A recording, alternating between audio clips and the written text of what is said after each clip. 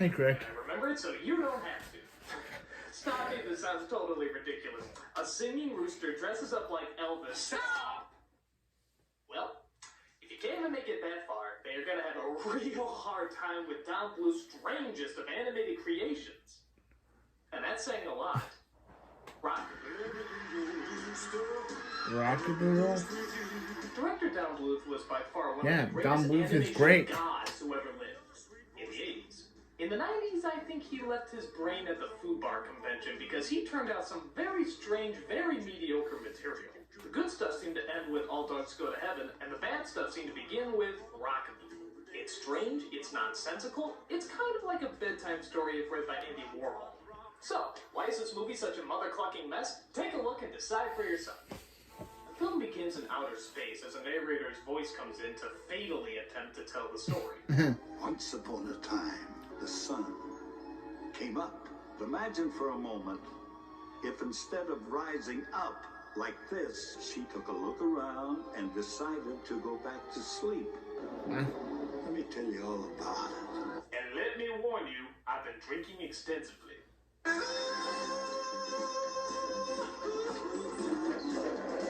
That. Whoa, okay, that zoom in was a little too extreme. I could practically see his digestive system. So, as the movie begins, you kind of can't really believe what you're watching. I mean, these look like cartoons from the 30s, where everything has a face, everyone seems to be bouncing and singing. What, did they make this movie for kids or something? Still no excuse. So, I know what you're probably thinking. What current washed-up singer did they rope in to do the voice of this personality-deprived character? I'm gonna say Garth Brooks. Glenn Campbell, I was so close. Hi, Patu. What you doing? Glenn I'm Campbell. trying to tie these doggone shoes. Again? It's probably not best to tell you that this is the highlight of the movie, is it? So all the animals on the farm have their own special job to do, and the rooster's job is to crow so he can bring up the sun. What's the name of the rooster, you might be wondering?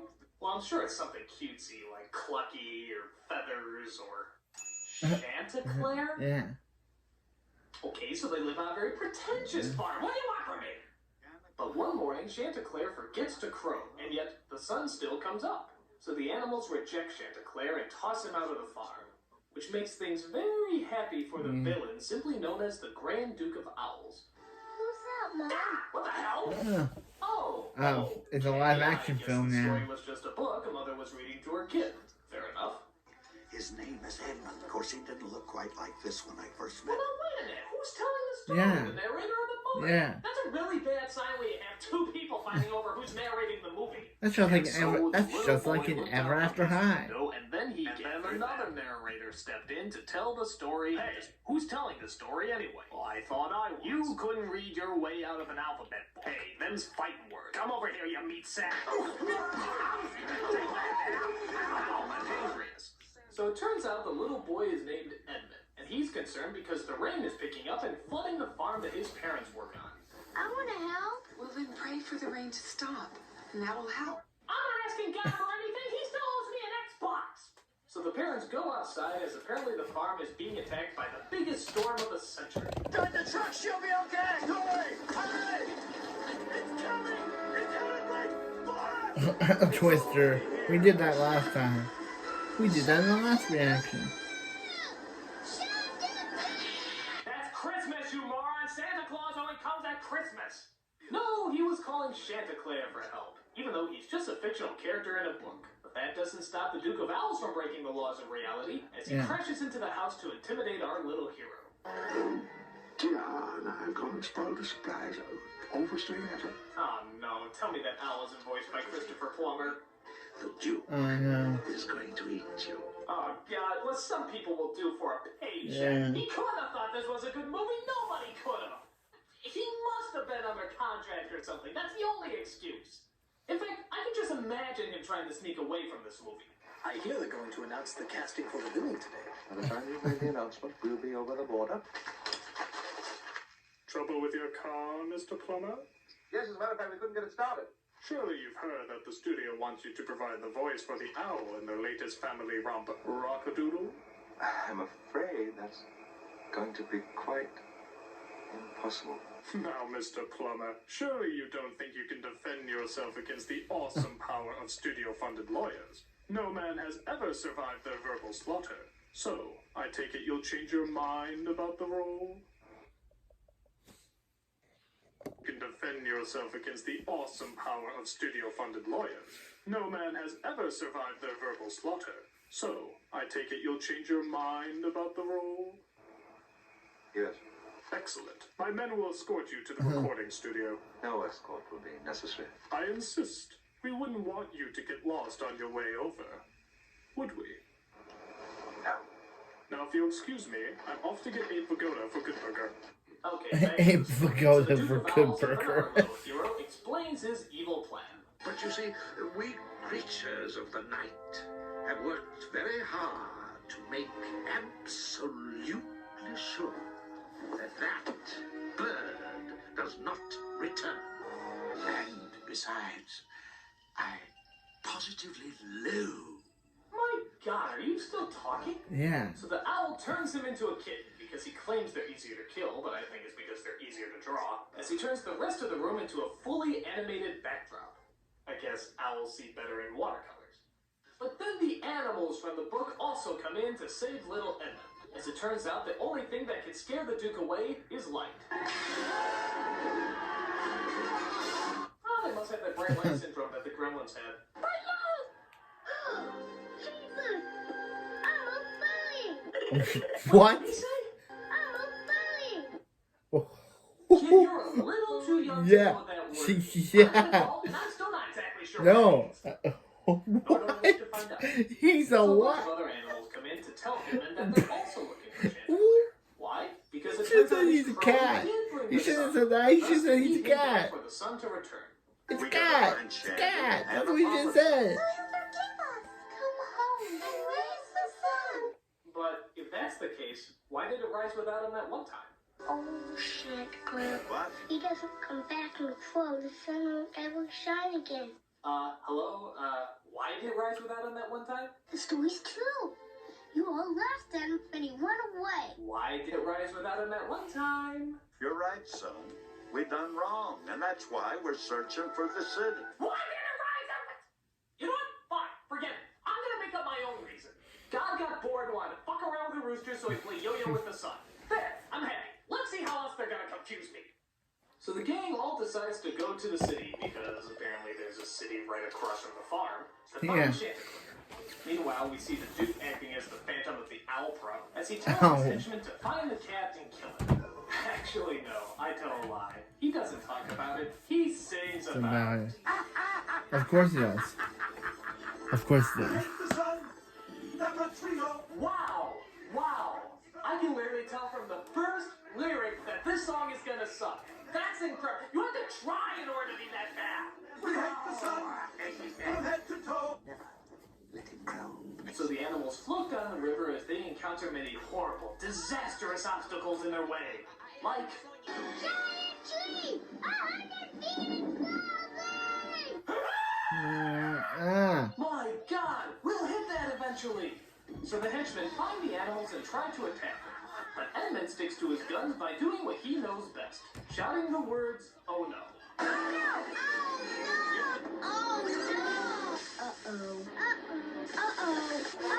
That's how he says.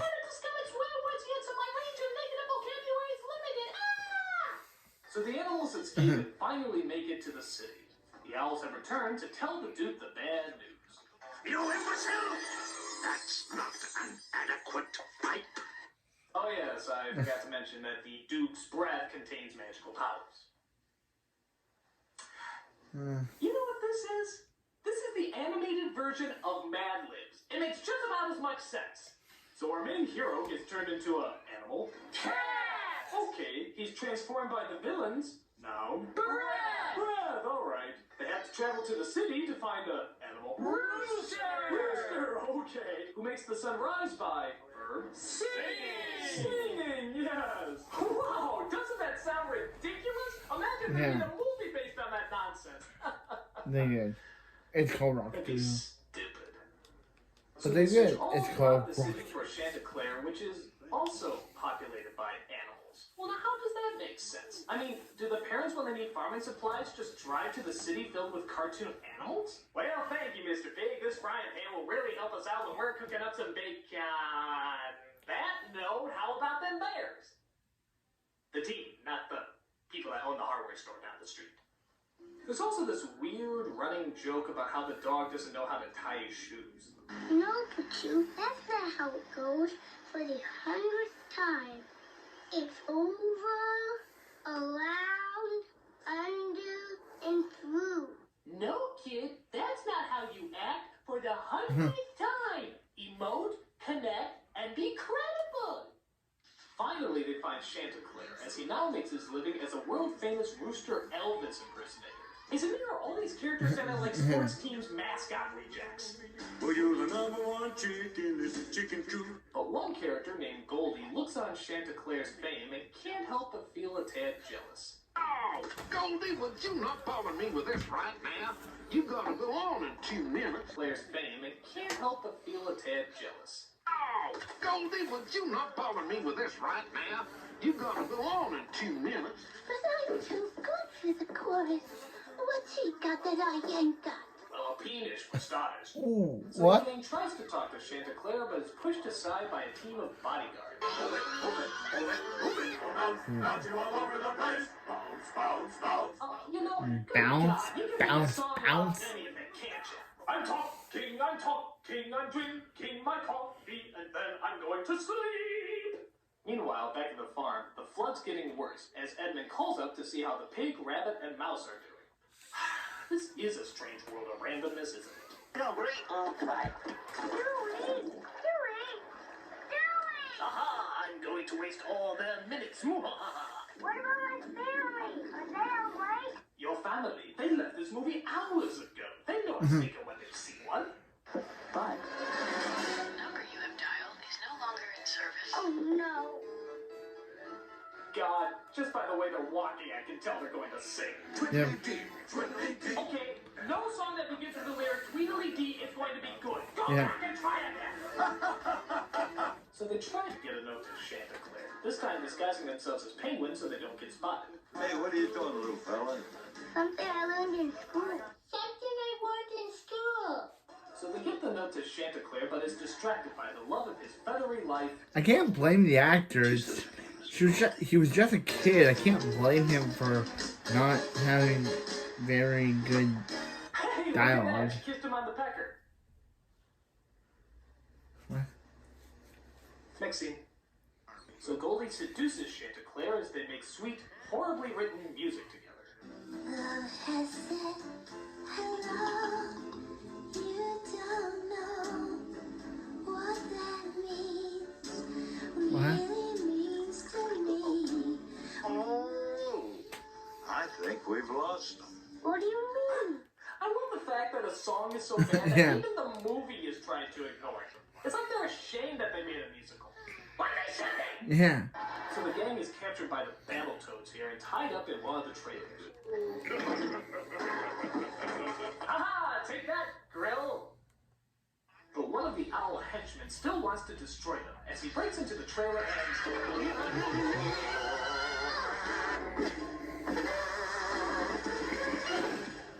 I blinked. What happened? I don't know. Somehow they escaped. And as that's going on, Chanticleer finally discovers the note as he rides off on a motorcycle to save his friends. Oh, no. I've killed them. Jump in, John. Hold it there. He's not dead. Untie me. He's not dead. Untie me. So the characters partake in what looks like bent fur as the bad guys are close behind them. You know, this movie provides many ample opportunities for them to die. Why don't they just go with it?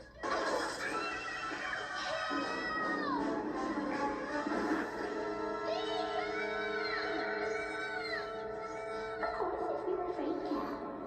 Afraid cat. I'm not afraid of anything. What? Hey, Leo.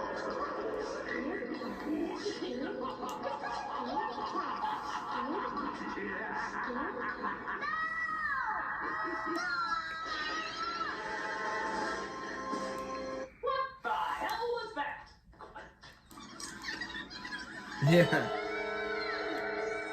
Yeah, what? Is the movie flashing before his eyes? Or rather, in his eyes? And then we're in his brain with all these characters? I mean... Piglet, the alligator moment. So after that strange slip of consciousness, Edmund saves the mouse and they escape the bad guys. As we jump back to the farm where we see the other animals have run out of batteries in their flashlight. We are the creatures of the night. These are the gayest villains ever! Do they really have to sing everything? Just because it's a musical doesn't mean you have to sing. You could just quietly shut the fuck up. I would prefer that. But thank God our heroes arrived to put that all-bird choir in its place. Oh, this is Edmund. It's over for you. This is Edmund. It's over for you. God, this kid makes Jake Lloyd look like Haley Joel Osment. So they tried to get Chanticleer to crow, but he's sadly out of practice. Are you by any chance having a little trouble with your throat? Don't give up, Chanticleer. Put that belching Tim Curry in his place. But the Duke uses his magic breath to make things more difficult. How do you get magic breath anyway? Did he just drink a cocktail of blended fairies and Smurfs? I mean, how does that work? To make things worse, he strangles Edmund and transforms himself into a giant tornado.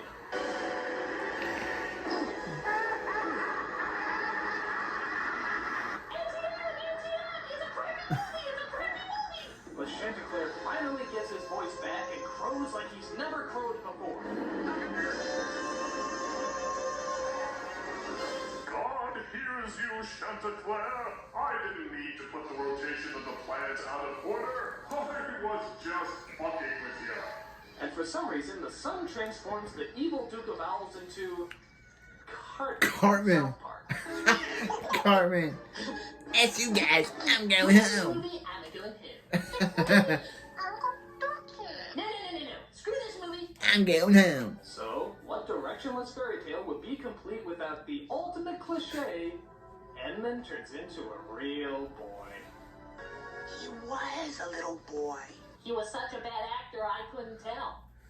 And just to make it even more insulting, it turns out that the whole thing was just a dream. Really? Yeah, everything about that chaotic little trip was all in Edmund's head. Why does that not surprise me? Edmund, Chanticleer is just a storybook. Yeah, he was a terrible. Him being a terrible actor was all in his head. No, they're not. I saw them. I bet they're wondering what happened to me. I'd say this ending was just ripping off The Wizard of Oz, but it isn't. It's directly stealing from it. Right down to everything becoming brown and white. Does this movie have any shame? And then, just to give us the ultimate of non sequiturs, cockadoo! What? No, hey, what? No, hey, what? Okay, is this a dream or did the kid get into the Vicodin again? I mean, this makes no sense. Wow, they turned me into a crappy blues queen effect. And does the movie actually end? Not really. It just kind of stops. It's like, whoops, we forgot to make sense of anything. Oh well, it kept your kids quiet for a few hours, didn't it? Exits to your left.